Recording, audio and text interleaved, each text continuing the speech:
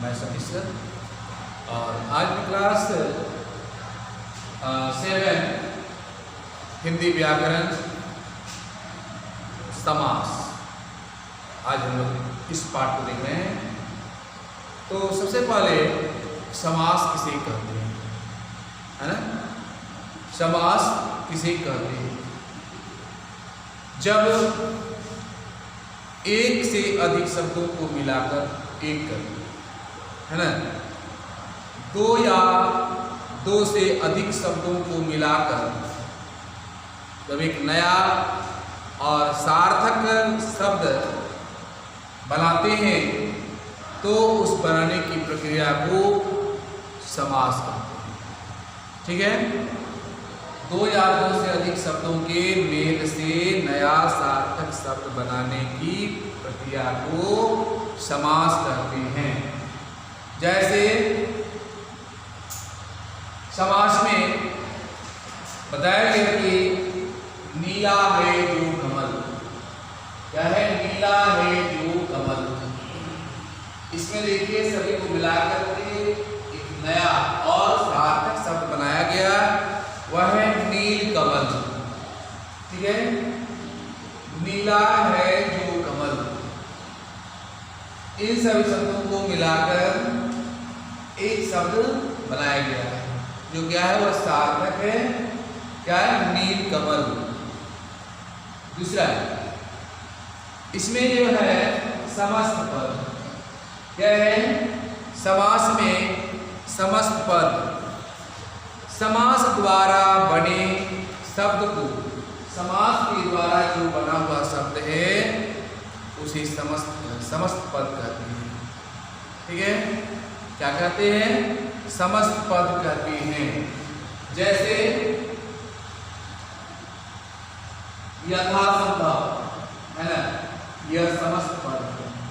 तो समस्त पद में प्राय दो पद होते हैं। समस्त पद में दो पद होते हैं, पूर्व पद और उत्तर पद। पहले जो आता है, पहले वाले पद को पूर्व पद और दूसरे पद को उत्तर पद कहते हैं। उदाहरण के द्वारा समझें कि यथासंभव, यथासंभव में यथा जोड़ संभव, है ना? यथा जोड़ संभव, यथा समय, यथा जोड़ समय। तो ये पहले वाला जो है इसे कहेंगे पूर्व पद और बाद वाले को क्या बोलेंगे? उत्तर पद। तो समस्त पद में कितने पद होते हैं? दो पद होते हैं, पूर्व पद और उत्तर पद। अब देखिए समास विग्रह, है ना? ये इसमें पूर्व पद और उत्तर पद में और भी कई उदाहरण आ सकते हैं। जैसे कहा गया है कि शरणागत, शरण जुड़ा आगत, तो शरण पहले आया या पूर्व पद और आगत क्या हो गया? वह उत्तर पद में आएगा। अब समास विग्रह किसे कहते हैं? तो समस्त पदों को अलग अलग करने की क्रिया को ही समास विग्रह कहते हैं। समस्त पदों के, यह जो समस्त पद है उन समस्त पद को अलग अलग करने की क्रिया को क्या कहते हैं? समास विग्रह कहते हैं। ठीक है? जैसे यह समस्त पद है रोग मुक्त, क्या? रोग मुक्त, अर्थात क्या क्या हो गया? रोगों से, रोग से मुक्त। क्या हो गया? रोग मुक्त, रोग से मुक्त। ठीक है? ये पूर्व पद और उत्तर पद। ठीक है? क्या है? पूर्व पद और उत्तर पद। अर्थात यहां जो बताया गया कि समास विग्रह कि यथा जो समय, यथा जो समय, है ना? यह भी क्या है? समास विग्रह। तो समस्त पदों को अलग अलग करने की क्रिया, ये समस्त पद को अलग अलग किया गया, जिसे क्या कहेंगे? समास विग्रह कहेंगे। ठीक है? अब देखिए रोग मुक्त, रोग से मुक्त। ठीक है? इस प्रकार और भी कई उदाहरण हैं। नवरात्रियों का समूह, है ना, जिसको कहते हैं नवरात्र। ठीक है, तो यहाँ नवरात्र अर्थात नवरात्रियों का समूह। ठीक है, यह शरणागत, शरण जोड़ आगत, शरणागत। अब देखते हैं समास के भेद। समास के कितने भेद हैं? समास के हम कहते हैं 4 भेद। समास के 4 भेद। पहला है अव्ययी भाव समास, तत्पुरुष समास, बहुव्रीहि समास और द्वंद्व समास, है ना। तो ये 4 प्रकार के, यानी 4 भेद। तत्पुरुष समास के 2 भेद, है ना, क्या क्या?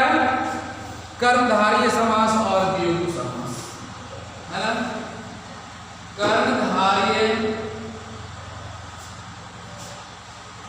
कर्मधारय समास, कर्मधारय समास, और इसी में है दूसरा है द्विगु समास। क्या है? द्विगु समास।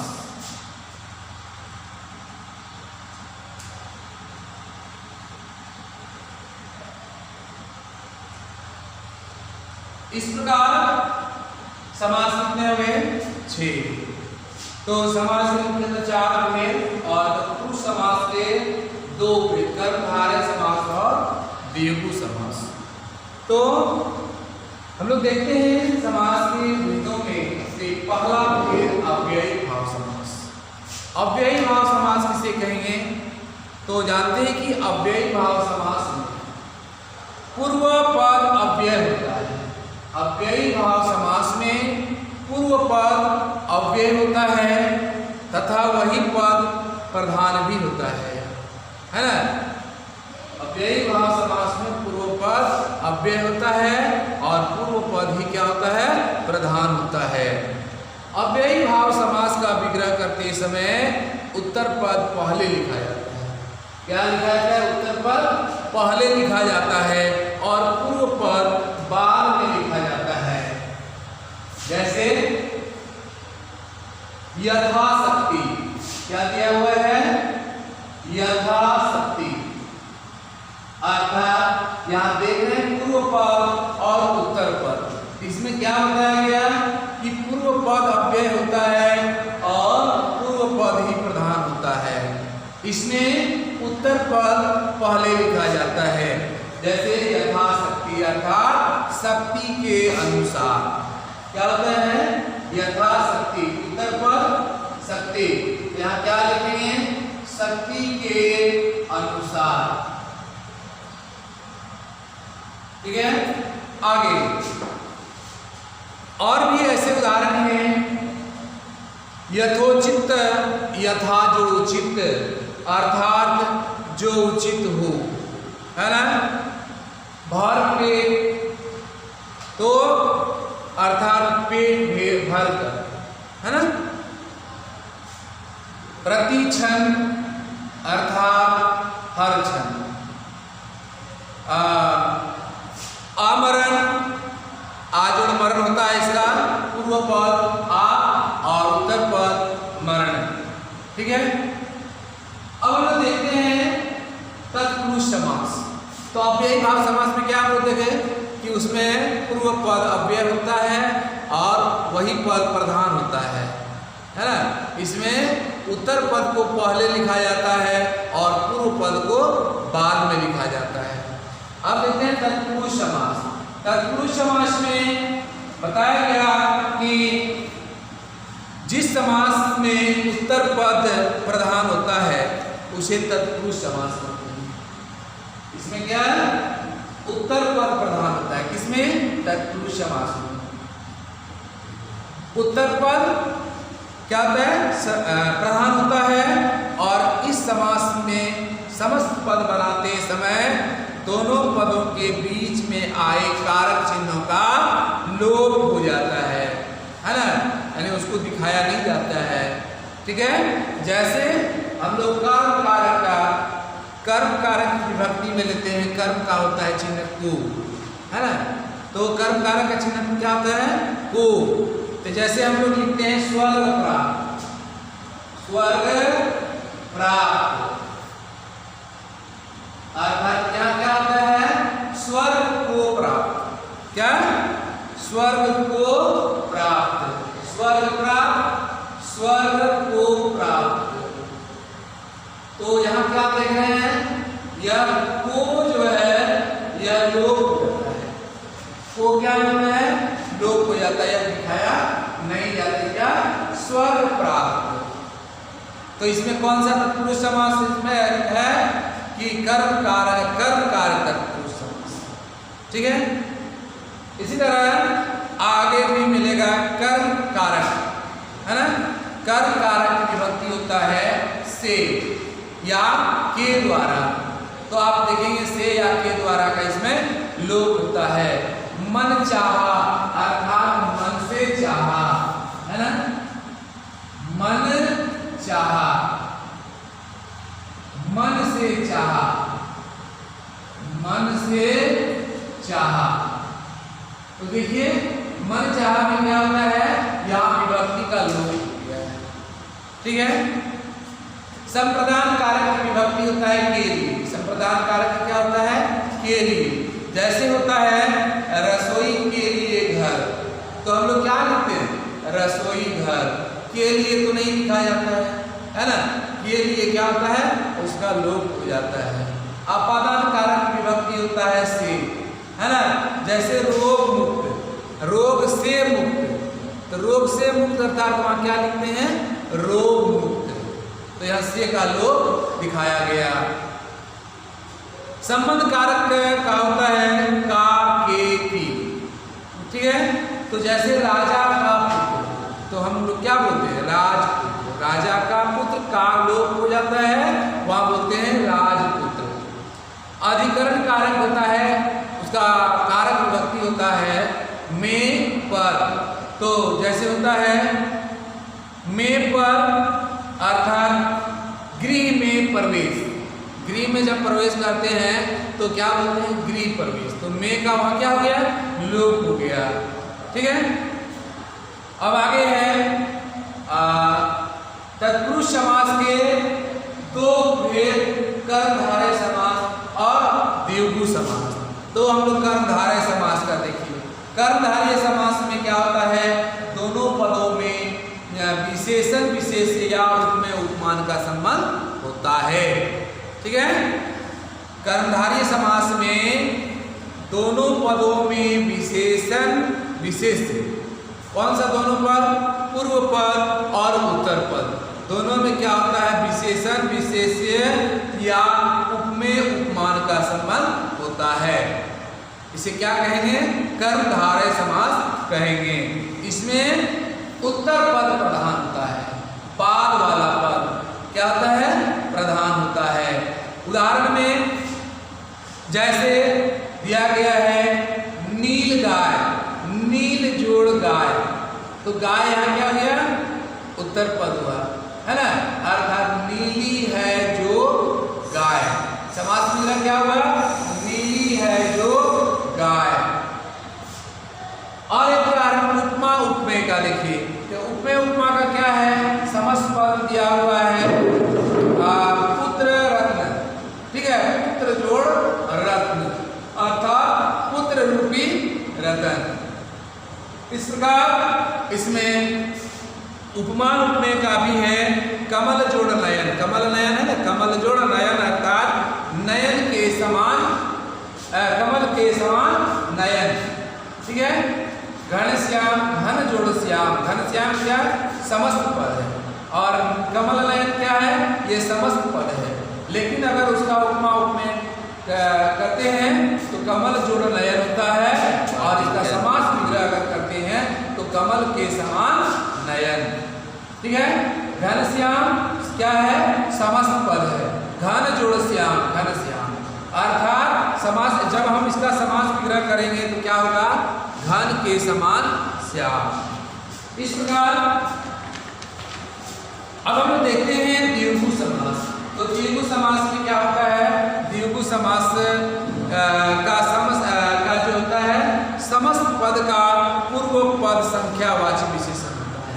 समस्त पद का पूर्व पद जो होता है वह संख्यावाची विशेषण होता है, जिसको कि हम लोग कहते हैं द्विगु समास। ठीक है, क्या बोलते हैं? द्विगु समास। अब उदाहरण के द्वारा समझ लीजिए कि जैसे होता है त्रिभुज। त्रिभुज क्या है? समस्त पद है। ठीक है, त्रिभुज समस्त पद है, अर्थात त्रि जोड़ भुज। इसका पूर्व पद क्या होगा?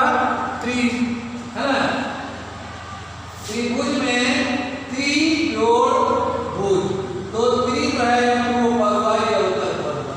तो इसमें क्या होता है? तीन भुजाओं का समूह। समास विग्रह जब करेंगे तो यह क्या होता है? तीन भुजाओं का समूह। ठीक है, तो पहला पद क्या हो गया? यह संख्यावाची बताया गया है, संख्यावाची विशेषण। तो देखिए त्रि क्या हो गया? तीन। भुज क्या हो गया? भुजा, अर्थात तीन भुजा, तीन भुजाओं का समूह। नवरात्र, नव जोड़ रात्र। नव क्या है? संख्या है। नवरात्र, नव जोड़ रात, पूर्व पद क्या हो गया? नव, और रात क्या हो गया? उत्तर पद। इसलिए समास विग्रह क्या हो गया? नवरात्रियों का समूह। क्लियर? आगे देखते हैं बहुब्रीहि समास। बहुब्रीहि समास किसे कहेंगे? इसमें किसी भी पद यानी इसमें पूर्व पद और उत्तर पद में से कोई भी पद प्रधान नहीं होता है, इसमें तीसरा पद प्रधान हो जाता है। ठीक है, जिस समास में दोनों को अर्थात पूर्व पद और उत्तर पद क्या प्रधान ना होकर, है ना, प्रधान नहीं होता है, बल्कि उसमें क्या होता है? कोई अन्य पद ही प्रधान होता है। जैसे क्या? जैसे क्या हम लोग कहते हैं कि नीलकंठ। नीलकंठ क्या है? यह समस्त पद है। तो उसमें अगर हम लोग पूर्व पद और उत्तर पद करते हैं तो नील जोड़ कंठ, नील हो गया पूर्व पद और कंठ हो गया उत्तर पद, अर्थात नीला है कंठ जिसका। नीला है कंठ जिसका अर्थात क्या हो गया? शिव।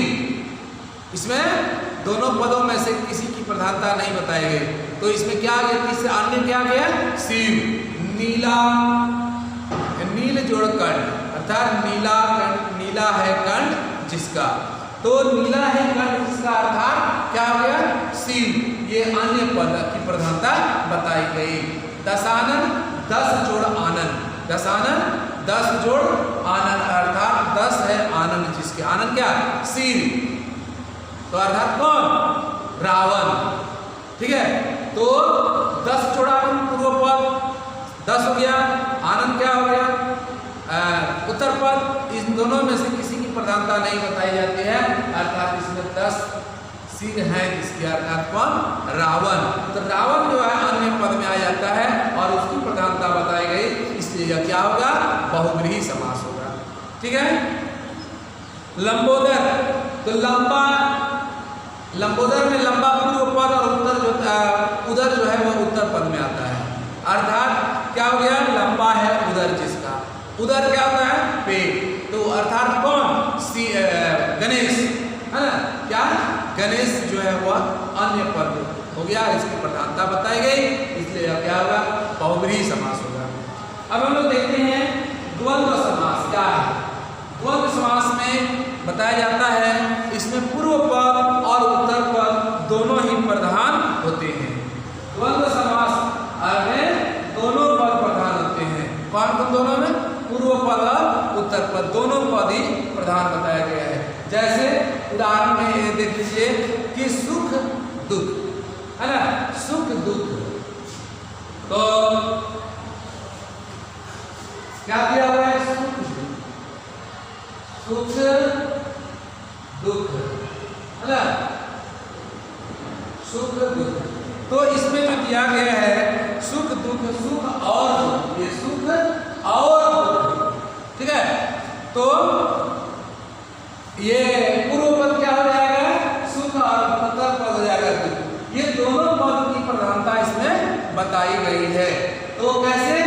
सुख और दुख। दोनों पद आ गए, है ना।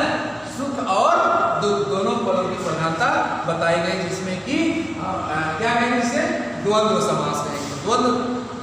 द्वंद्व समास में पूर्व पद और उत्तर पद दोनों की प्रधानता बताई जाती है। तो इस प्रकार हम लोग देखिए समास की परिभाषा, ठीक है। तो समास की परिभाषा क्या हो गया कि जब दो या दो से अधिक शब्दों के मेल से जब एक नया और सार्थक शब्द बनता है तो उसे बनने की प्रक्रिया को समास कहते हैं। क्लियर है।